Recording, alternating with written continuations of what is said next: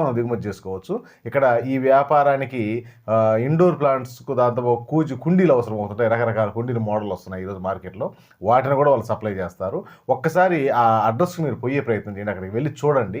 Visit చేస్తే మనకు సమస్త సమాచారం అర్థమవుతుంది. ఆ విధంగా ప్లాంట్స్ ఎలా ఉన్నాయి, ఏ విధంగా సేల్స్ ఉంది వాళ్ళకు, అలాగే ఎక్కువ సేల్స్ ఏంటి, ఆ మొక్కల తీరి వాటి స్వభావం మొత్తం మనకు అర్థమవుతుంది. కాబట్టి అలాగే మీ మొబైల్తో కొన్ని ఇమేజెస్ తీసుకోండి.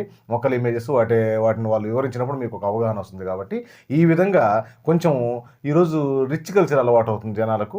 ఈ పొల్యూషన్ నుంచి బయటపడడానికి ఆక్సిజన్ మనం మాట్లాడుకున్నాం, ఆక్సిజన్ ఇబ్బందిగా ఉంటుంది. కాబట్టి కొన్ని రూమ్లో ఆక్సిజన్ కూడా మనకు అందదు. కొందరు వ్యక్తులకైతే ఆక్సిజన్ కూడా అందదంటుంటారు. ఇలాంటి వ్యక్తులు అందరం దృష్టిలో పెట్టుకుని ఈరోజు మొక్కలు ఇంట్లోనే పెంచే ప్రయత్నం చేస్తున్నారు. కాబట్టి మాకు అద్భుతమైన వ్యాపారం. ఒక్కసారి ప్రయత్నం చేయండి ఫ్రెండ్స్. ఈరోజు అపార్ట్మెంట్ కల్చర్ వచ్చింది. ఒక్కసారి మీరు ఎక్కడ ప్రారంభించినా కూడా అందరికీ మొక్కలు అవసరమవుతుంటాయి.